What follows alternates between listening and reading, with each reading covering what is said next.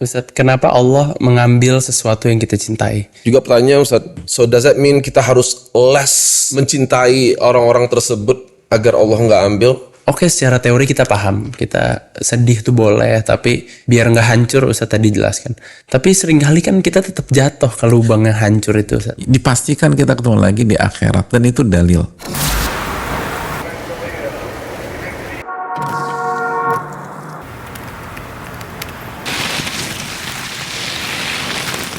Assalamualaikum warahmatullahi wabarakatuh. Waalaikumsalam warahmatullahi wabarakatuh. Welcome back to another episode of Unspoken with our beloved teacher Ustadz Muhammad Nuzul Zikri Hafizahullah and Brother Kiral. Ustadz, apa kabar Ustadz? Baik. Thank you so much for being here. Yeah, thank you. Bro, how you doing, bro? Alhamdulillah. Alhamdulillah, bro. So, what's going on, bro? Terima kasih Mas Ori sebelumnya. Welcome. Ustadz, ini ada satu pertanyaan yang berat banget gitu ya, jujur aja. Kalimatnya simple tapi lumayan menghujam jiwa. Ustadz, kenapa Allah mengambil sesuatu yang kita cintai? Ayah kita, ibu kita, atau relatif yang dekat dengan kita gitu.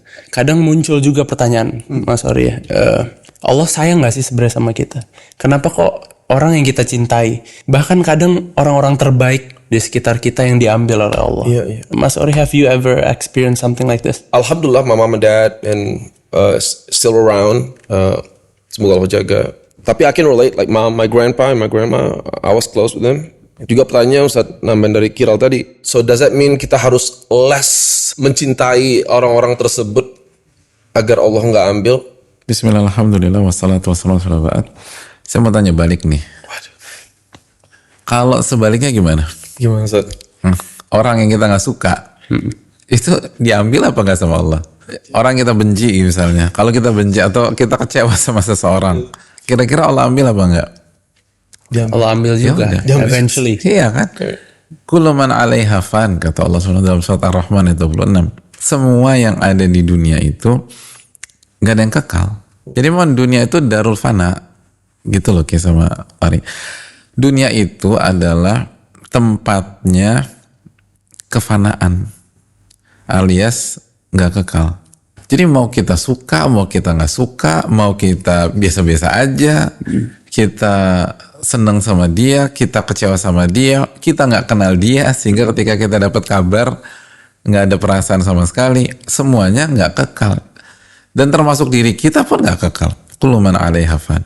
Jadi semua yang ada di dunia pasti diambil sama Allah SWT. Karena memang Allah ciptakan dunia itu bukan untuk tempat tinggal selama-lamanya. Tempat yang Allah persiapkan untuk kita, untuk kehidupan kekal itu kan akhirat. Yes.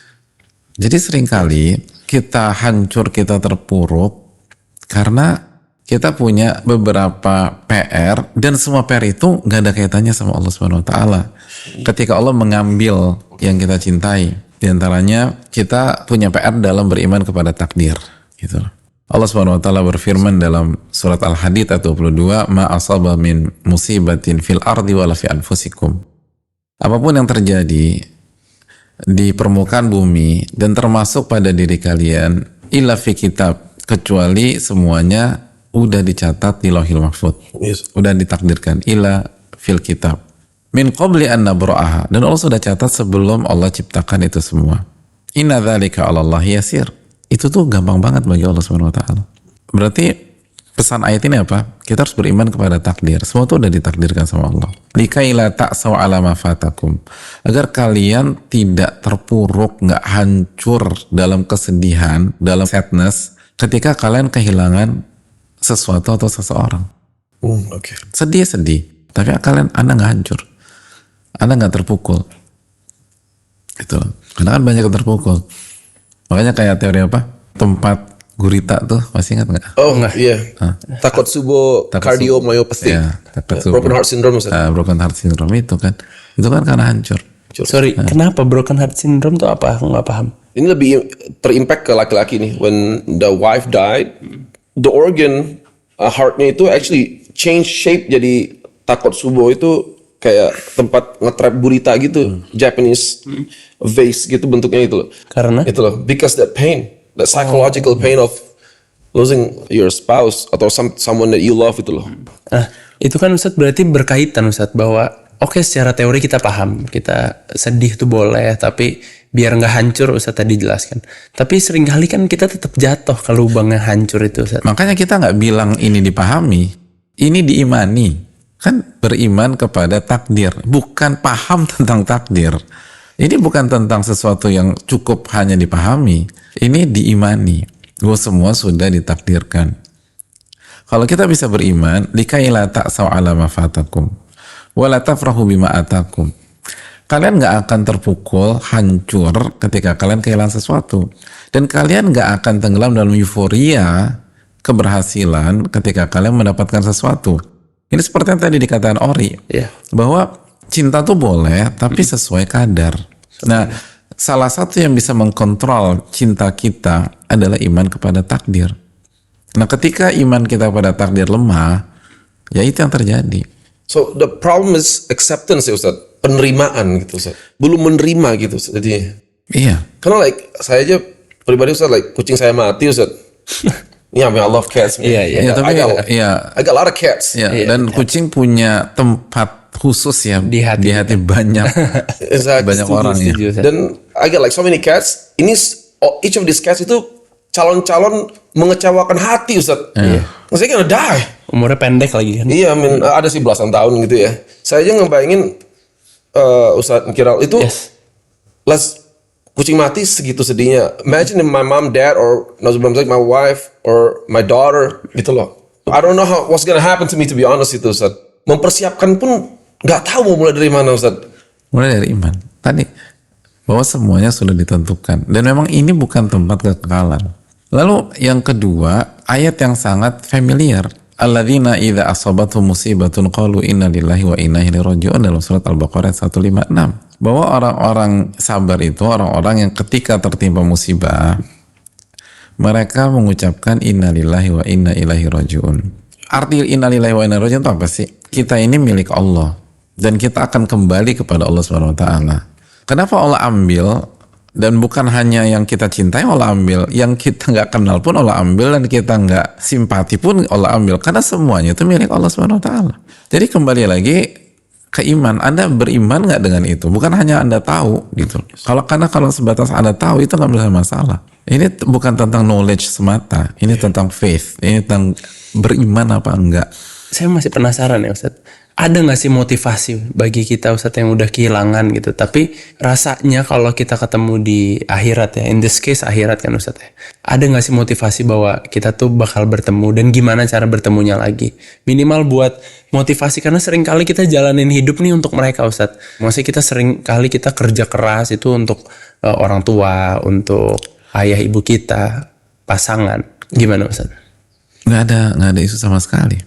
Kalau memang semuanya lillahi subhanahu wa ta'ala. Yang jadi masalah ketika wa mahya wa mati lil hidupku dan matiku untuk ayah, ibu, istri, pasangan.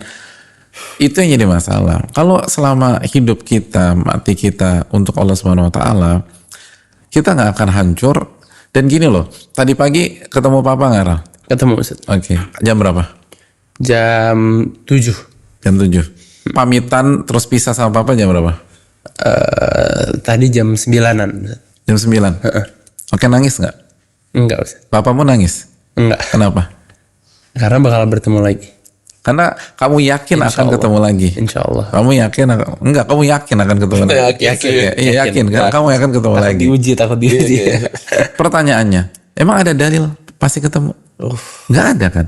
Itu kan asumsi Anda dan asumsi kita. Emang ada dalil yang memastikan bahwa kita ketemu? Enggak.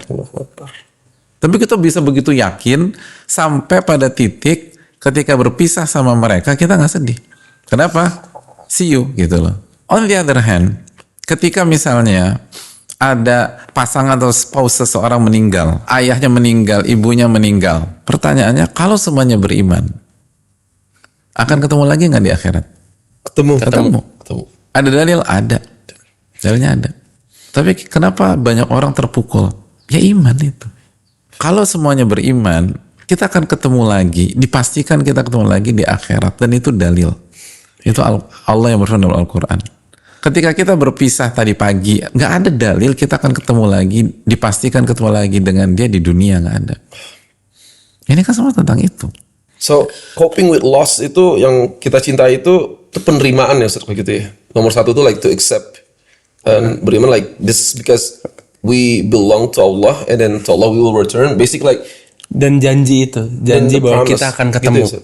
Enggak, seyakin apa kita dengan hari akhirat dan apa yang Allah firmankan tentang kehidupan akhirat itu poinnya. Ketika kita yakin kita akan ketemu, kita nggak akan merasa kehilangan. But coping with griefnya gimana Ustaz? Tapi kita yakin, so, tapi like I mean handling that grief right? Di dunia inilah. Kesedihan tuh like sometimes still that's a long wait right? Gitu loh. And Dan seringkali mereka kan menjadi a place to go back, jadi backingan. Mungkin correct me if I'm wrong ya, support Sat. right? Kayak Support. omnya Rasulullah SAW. Itu kan di saat hilang di dunia itu menyadari bahwa tidak akan ada backupnya lagi yang biasanya menjadi backup. Atau misalkan kalau istri nggak ada lagi, kalau pulang tuh sepi. Nah gimana cara menghadapi hari-hari sepi itu, Sat? Ganti pondasi. Kamu bisa bilang gitu based on apa? Karena kamu selama ini bergantung sama dia. Kan itu poin. Jelas kehilangan. Kita nggak meremehkan rasa sedih ya gitu. Nabi SAW sedih dan awal huzan. Tapi apakah beliau hancur? Enggak. Karena Nabi SAW nggak bergantung dengan manusia siapapun itu. Yang menjadi masalah kita bergantung. Maka begitu pondasi itu hilang, semua berakhir. Jadi ini bukan tentang kehilangan yang dicintai. Nabi SAW kehilangan Khadijah. Dan nggak ada yang bisa mengklaim lebih sedih daripada Nabi SAW. Beliau kehilangan Khadijah, beliau kehilangan Qasim, beliau kehilangan Abdullah, beliau kehilangan seluruh anak-anak beliau kecuali Fatimah, beliau kehilangan Hamzah, beliau kehilangan sahabat 70 orang di perang Uhud. Siapa yang pernah ngalamin itu? Nggak ada. Tapi yang menjadi masalah adalah kenapa beliau begitu kuat dan kita fragile? Karena beda pondasi keimanan. Jadi kalau ingin tough ya sama kayak gedung kan.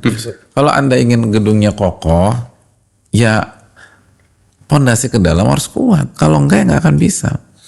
Dan pondasi bukan hanya tahu. Tahu itu pintu gerbang. Karena Anda nggak bisa meyakini sesuatu yang Anda nggak tahu. Tapi hanya sebatas tahu, enggak. Ustadz, terima kasih banyak atas ilmunya hari ini. Masya Allah sangat berharga dan semoga jadi bekal untuk saya pribadi gitu loh. Karena again, test death in the family is not easy, right? Not Gitu loh. easy. Semoga bermanfaat juga untuk brothers and sisters di rumah atau yang nonton. Nah, insya Allah kita ketemu lagi di episode berikutnya of Unspoken. Wassalamualaikum warahmatullahi wabarakatuh. Waalaikumsalam warahmatullahi wabarakatuh.